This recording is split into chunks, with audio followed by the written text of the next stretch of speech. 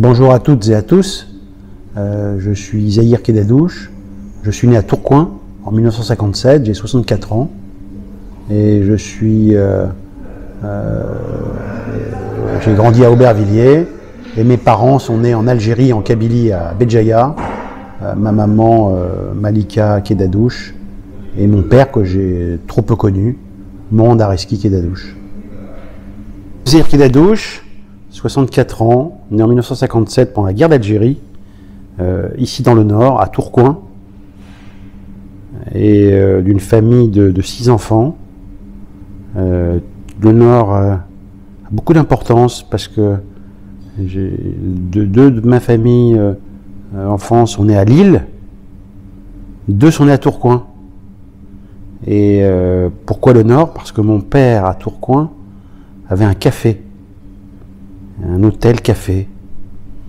Alors j'imagine que dans les années 55, 60, c'était des vieux cafés tenus par des Maghrébins, dont la population était des ouvriers maghrébins. Mais c'est aussi un repère, un lieu de militantisme. Il faut bien savoir qu'à l'époque, il y avait beaucoup de tensions entre le FLN et le MNA, et beaucoup de contrôle de la police. De ce que m'a raconté ma mère récemment,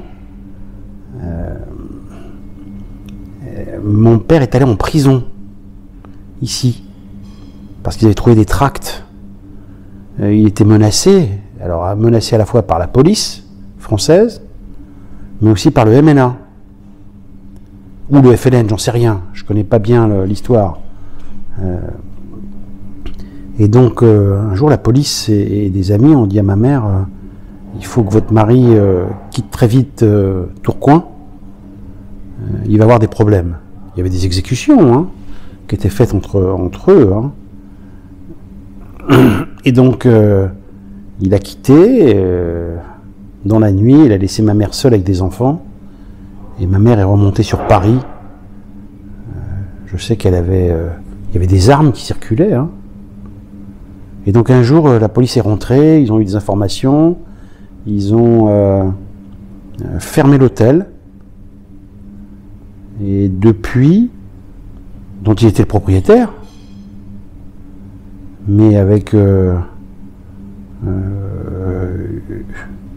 des droits qui étaient très limités pour savoir comment il pouvait récupérer à la sortie de prison son bien, quoi. Je crois qu'il l'a jamais récupéré.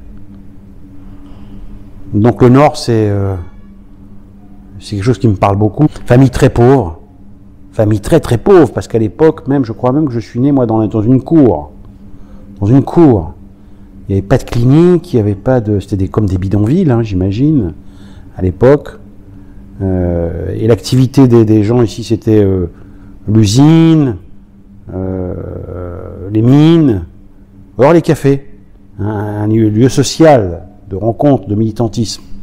Et mon père était un militant politique, qui est décédé malheureusement trop tôt d'un accident de voiture totalement inattendu en Seine-Saint-Denis. Et après, de Tourcoing, très vite, il est remonté sur Paris. Alors mon père est arrivé le premier ici à Lille, dans les années 55 et 53. Il fait venir ma mère qui a 18 ans d'Algérie, de Kabylie, de Béjaïa, à Aubervilliers. Béjaïa, c'est une grande ville, mais il y avait des filières d'immigration. À l'époque, il n'y avait pas de frontières. Les immigrés algériens, on allait les chercher pour venir travailler en France, jusque dans les années 70. Et donc, il a fait 6 enfants, et il est décédé très jeune. On ne l'a pas connu, pratiquement pas connu. J'ai grandi dans le bidonville à Aubervilliers,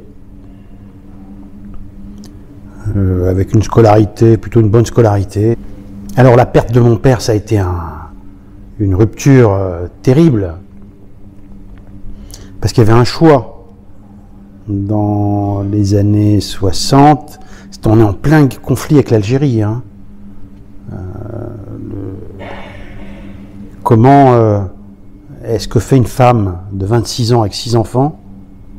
ma mère était très belle, elle était magnifique, elle était mariée, mais elle se retrouvait veuve, seule, avec 6 enfants, une pression familiale très forte qui lui dit « tu rentres en Algérie hein ». Et donc elle refuse ça, elle refuse d'aller en Algérie avec ses enfants, alors que ça aurait pu être naturellement un réflexe, puisqu'en plus c'était un soutien avec la guerre d'Algérie. Et donc elle considère très tôt que l'avenir de ses enfants se fera en France.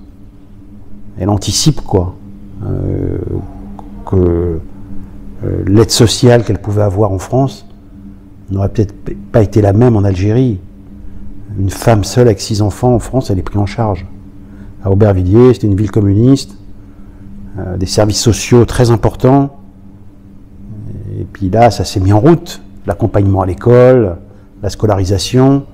Alors bien sûr, une scolarité sans environnement culturel favorable.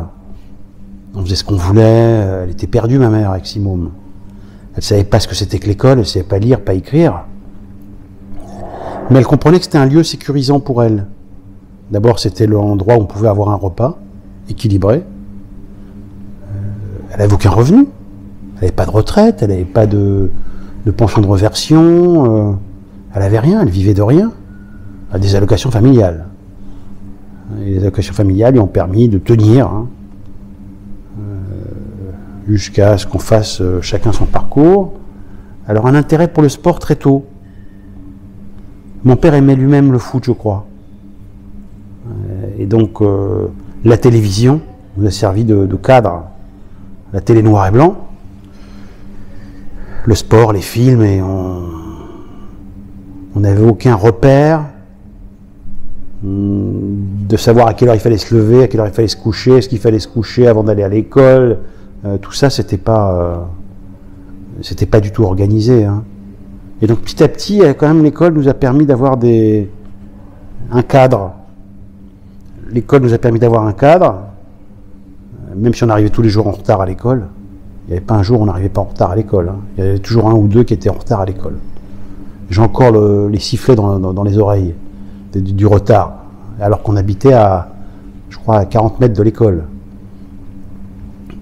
Et le sport, c'était la découverte à travers la télévision, mais aussi on s'identifiait à des équipes. Hein. L'équipe de France, les Coupes d'Europe, même si c'était en noir et blanc, tard, les Coupes du Monde. Mais aussi le sport à Aubervilliers était très important. Et donc on a commencé à jouer au foot dans la cour, hein, de l'école, devant la maison, partout, on jouait tout le temps au foot. Voilà, et puis on s'est inscrit dans des clubs, tous. Et puis, moi j'ai fait le lycée en même temps, j'étais un brillant élève, j'étais un bon élève. J'étais jusqu'au lycée, j'étais même le premier de ma famille à rentrer dans un lycée. Parce qu'à l'époque, ça s'appelait il n'y avait qu'un seul lycée à Aubervilliers, hein, le lycée classique, Henri Vallon. Et j'ai réussi à me filer et rentrer dès la seconde, dans ce lycée, qui était un très bon lycée, où j'ai obtenu mon bac. Mais en même temps, je faisais du foot à un très haut niveau. Je jouais dans le club de Romainville, qui était pour les jeunes un des grands clubs de la Seine-Saint-Denis, de formation des jeunes. J'étais un bon joueur, pas exceptionnel, mais j'étais un bon joueur. Et puis, lors d'un tournoi international à Romainville, j'ai été repéré par l'équipe de Sedan, alors des recruteurs, et puis j'ai eu mon bac, j'avais pas 18 ans, et j'étais stagiaire professionnel à Sedan, aspirant, puis stagiaire pendant 3 ans. Donc j'ai coupé complètement les études, hein. Cette espèce de rêve d'enfant, hein, d'avoir une carrière professionnelle. Le club de Sedan descend en 2e division, puis en 3e division. Donc moi je quitte Sedan et je viens jouer au Paris FC pendant 4 ans, avec Roger Lemaire comme entraîneur. Et ensuite, après Roger Lemaire, j'ai arrêté le foot une année, essayé de reprendre des cours du soir, et j'ai fait le Red Star pendant 4 ans, à nouveau avec Roger Lemaire. Et là, après, j'ai arrêté ma carrière, j'avais 29-30 ans. J'avais 29 ans quand j'ai arrêté le foot. J'étais blessé, et puis je voyais bien que je n'étais pas un grand joueur. J'étais pas un grand joueur. Donc voilà, et puis essayer de faire ma reconversion. Quoi faire quand on a 29-30 ans, qu'on a que le bac en poche? Mais la politique m'a toujours intéressé. C'est-à-dire que très tôt, j'étais un militant. Un peu comme mon père, d'une certaine manière, et ça a été le début de la marche des beurs. 83, et je me suis engagé. Après SOS Racisme et France Plus, je me suis engagé. Les associations. Et les associations étaient un lieu pour moi de formation, d'apprentissage, des enjeux démocratiques, d'un fonctionnement d'une organisation. On a soutenu Mitterrand, c'était les années Tonton, les années Mitterrand, la marche des beurs, le mouvement beurre qui a commencé à apparaître en France, et les débuts d'une expression politique, démocratique, française. C'est-à-dire que on commençait à rentrer dans le jeu démocratique. Comment les Français issus de l'immigration maghrébine pouvaient prendre leur place dans le jeu politique français. Donc je m'y suis mis, j'ai été élu, conseiller municipal à Aubervilliers. Donc je me suis engagé avec Jacques Ralite qui était maire d'Aubervilliers. Ensuite je me suis engagé avec Génération Écologie. J'ai été élu conseiller régional d'Île-de-France. Donc il y avait un parcours politique. J'ai repris des cours du soir, je suis devenu professeur de technologie, j'ai fait une formation, je suis devenu professeur de technologie gestion, donc je suis rentré dans l'éducation nationale. J'hésitais à l'époque entre le privé, rentrer dans le privé et rentrer dans l'éducation, dans le public. J'ai essayé dans le privé, et franchement, je dis pas qu'il y avait des discriminations, mais quand même c'était plus difficile, c'était très difficile de trouver un emploi, quoi. Avec mon nom, mon prénom, j'avais passé un DUT de gestion, alors je me suis dit, tiens, je vais trouver un stage, je ne trouvais pas de stage. Après, essayer de trouver un emploi, tous mes copains avaient trouvé des emplois, je ne trouvais pas d'emploi. Comptabilité, banque, c'était quelque chose qui était complètement fermé, un univers totalement fermé.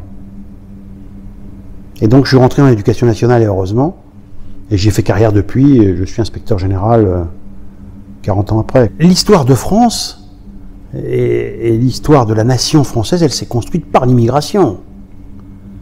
Et donc, l'Algérie a été française pendant 132 ans. Et donc, ça a créé des relations très fortes, ce qui explique un peu tous ces phénomènes migratoires, de la Méditerranée et toutes les familles sont concernées, les enfants de Harki, les Pieds Noirs, les Juifs d'Algérie qui sont partis, les Algériens qui n'avaient pas de droit en Algérie, qui ont construit l'indépendance, qui ont participé à cette indépendance. Beaucoup sont venus construire le pays, la France. Et donc cette immigration, elle fait partie de l'ADN de la nation française. Et l'histoire de France ne peut pas faire abstraction de cet événement, de cette guerre d'Algérie, qui laisse encore des traces aujourd'hui. Les relations entre la France et l'Algérie, entre l'Algérie et la France, sont empreintes de beaucoup de méfiance, mais aussi beaucoup d'amour, beaucoup d'incompréhension. Et c'est devenu un enjeu politique dans les deux pays. C'est-à-dire qu'en Algérie, la question française, elle est dans l'ADN des Algériens, mais elle est utilisée politiquement. Et on le voit bien, hein, chaque gouvernement, depuis l'indépendance, a des relations plus ou moins fortes avec la France. Et en France, le sujet de l'Algérie et de cette immigration est utilisé politiquement. Et on le voit bien depuis toutes les élections, depuis les années 60, alors plus aujourd'hui qu'avant. La candidature de Zemmour en est l'expression la plus forte. Qui aurait pu imaginer qu'un candidat à la nation française se revendique lui-même d'être un berbère d'Algérie. Il dit lui-même, je suis d'Algérie. Donc il revendique cet élément-là pour exclure, discréditer, écarter considérer que les Français de la 3e ou 4e génération, nés en France, sur le territoire français, mais qui portent des prénoms maghrébins, qui sont de culture française, mais de confession musulmane, ne sont pas des Français. Donc on voit bien que la question algérienne, c'est pas innocent. Zemmour, il n'est pas tunisien, il n'est pas marocain. Il parle de l'Algérie. Il est habité par la question algérienne. Donc c'est un sujet qui est pas traité comme il le faudrait. Il faudrait beaucoup d'apaisement. Le président Macron a essayé avec la commission de Benjamin Stora. Les présidents précédents ont essayé avec le musée d'histoire de l'immigration. Il y a eu l'année de l'Algérie en France. Mais on voit bien qu'il y a de la méfiance de part et d'autre. Et je ne peux que le regretter. Tous les enfants de France devraient apprendre bien sûr l'histoire des rois de France, c'est évident. Hein, la tradition judéo-chrétienne et culturelle française fait partie de l'ADN. Hein, mais je crois qu'on ne peut pas écarter ou politiser la question de l'histoire des relations entre la France et l'Algérie. Aujourd'hui, l'Algérie est totalement indépendante. Elle construit son avenir. Les Français qui sont ici aujourd'hui d'origine algérienne, ils sont complètement français.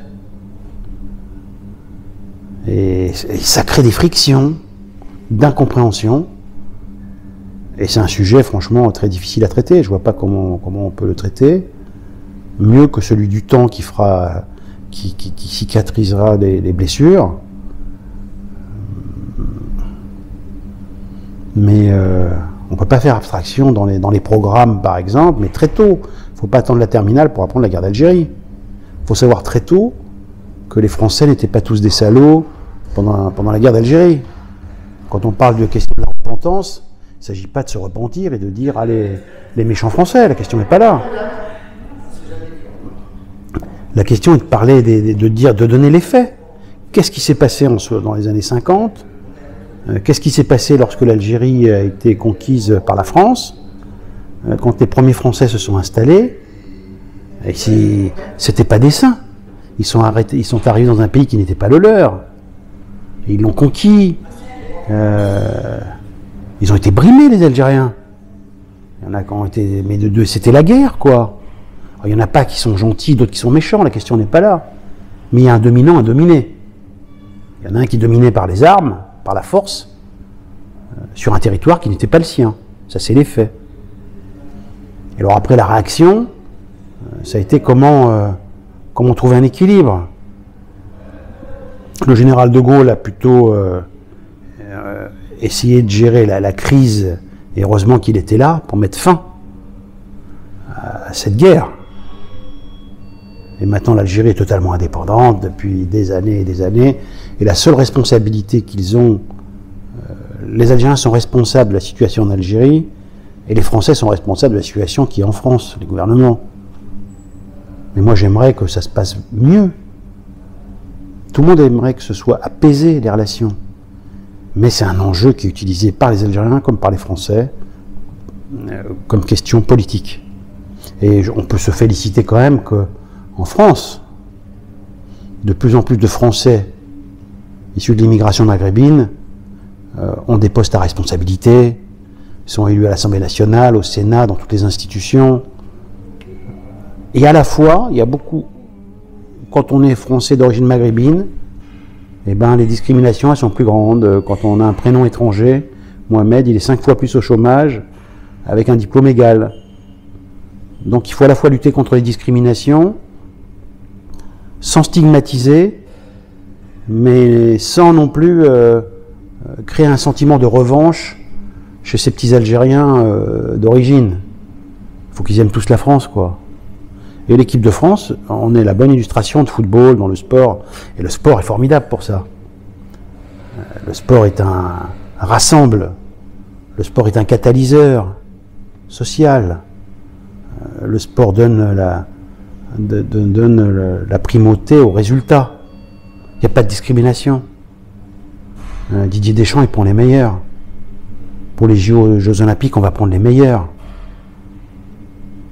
Mais c'est vrai que cette question-là, franchement, elle n'est pas réglée. Mais moi, le plus beau cadeau qui m'a été fait, c'est celui de Chirac, du président Chirac. C'est-à-dire que de manière légale, hein, il m'a nommé inspecteur général de l'éducation nationale, de la recherche et des sports, puisque maintenant on a récupéré la jeunesse et les sports. C'est-à-dire le plus haut grade de l'administration française, d'un petit professeur de technologie, issu d'Aubervilliers, d'une maman analphabète, qui n'a pas fait d'études, qui se retrouve au plus haut de la hiérarchie du plus gros ministère français.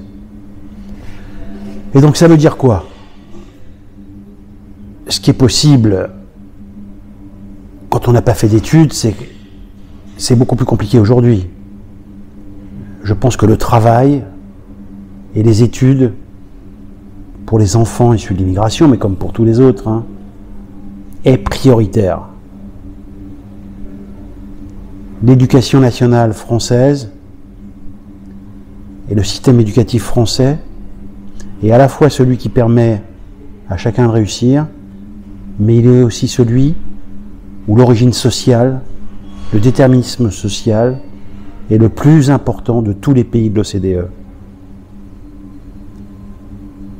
Pour monter dans l'élite française, il y a deux systèmes. Il y a l'université qui est ouverte pour tout le monde, et je conseille à tous les enfants de continuer leurs études et de rentrer dans les universités qui sont souvent excellentes, mais aussi le système des grandes écoles. Et le système des grandes écoles est un système qui protège les familles, à la fois les plus riches, qui connaissent le mieux le système, au détriment des autres enfants des milieux populaires. Les élites françaises, et c'est pour ça que je suis heureux que le corps des hauts fonctionnaires ait été créé par le président Macron, et qu'on ait mis fin, qu'on essaye de mettre fin à cette espèce de communautarisme élitiste où, suivant l'endroit où tu habites, bah, tu réussiras mieux tes études que si tu es en Seine-Saint-Denis ou dans des quartiers populaires. C'est très difficile. C'est plus difficile aujourd'hui, je pense. Quand on a été scolarisé, il y a deux types d'écoles, quoi. Il y a un système, il y a des écoles qui marchent mieux que d'autres, parce que le niveau n'est pas le même. On a des exigences quant au concours qui fait que les enfants n'ont pas les mêmes chances s'ils sont à l'école alsacienne, au lycée Henri IV ou le lycée Henri Wallon où j'étais à Aubervilliers. Mais le meilleur conseil que je puisse donner à des jeunes, c'est de se familiariser avec la lecture et les livres. Votre meilleur compagnon, ce seront les livres. Votre meilleur appui, ce seront vos professeurs. Et la meilleure garantie pour vous de réussir à la fois votre scolarité, votre vie, vos ambitions, c'est le travail personnel que vous aurez mené. Il y a des choses qu'on ne peut pas faire à votre place. Donc le goût de l'effort, le goût du travail, le goût de la liberté, le sentiment d'égalité. Et alors avec un élément quand même que j'ai pas donné, hein, je crois que la grande force de mon parcours, c'est que à aucun moment je n'ai mélangé ce qui était de mes convictions personnelles, intimes, dans mon éducation, par ma famille, avec les apprentissages que j'ai pu avoir à l'école. Ce que je veux dire par là, c'est que, à la fois la laïcité, hein, la question de la raison, le sentiment de la démonstration, des mathématiques, de l'aspect scientifique, prime sur tout le reste. Et donc, que des jeunes aient des convictions religieuses, tant mieux, ça structure, mais il ne faut pas que la question religieuse, et la question de l'islam, hein, en particulier pour ces jeunes qui très souvent sont de confession musulmane, et de plus en plus, c'est-à-dire ils pratiquent, ils manifestent leur religion, Je crois que la neutralité, la liberté de conscience doivent les accompagner. Il faut vraiment rester sur l'esprit très républicain, laïque, afin que chacun garde sa liberté. C'est très important. La raison, le raisonnement, la question des Lumières. Il faut que tous les jeunes s'approprient l'histoire de France dans toutes ses dimensions. Il faut qu'ils s'approprient Clovis. Non pas pour dire j'ai la même religion que Clovis, c'est pas ça. Mais il faut qu'ils s'approprient la conversion de Clovis, de tous les rois de France, de la Révolution française, même la période de Vichy. Il faut s'approprier tout, ce qui a été positif et négatif. Il y a des moments dramatiques, comme Vichy, qui a été vraiment quelque chose, mais qui appartient à notre histoire. C'est là. C'est là. Les rois de France, c'est là. Mais la guerre d'Algérie aussi, c'est là. Il n'y a pas une qui privilégie les autres. Tout est à faire ensemble. Le combat des jeunes pendant les années 80 pour la lutte contre le racisme, aussi c'est là. La lutte pour l'environnement et la défense de la planète, c'est là. Et donc le conseil que je leur donne, c'est de faire passer la raison avant toute chose.